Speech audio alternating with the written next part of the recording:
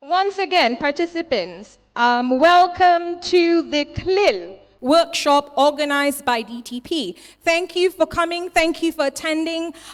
Your presence means a lot to DTP because it just shows that you are really engaged for growth and development for your students and of course for Cambodia. So as we can see, today's workshop is about content learning integrated language, where we integrate language, formats, and science. So allow me to explain to you, in the first session of today's presentation, we will have what we call a lecture mode or presentation mode, where it's more teacher-centered. Of course, we have to have something that's teacher-centered for the first time to introduce what we're going to present. And in the second session is where you will get a hands-on opportunity to try all of the activities that I have been mentioning today.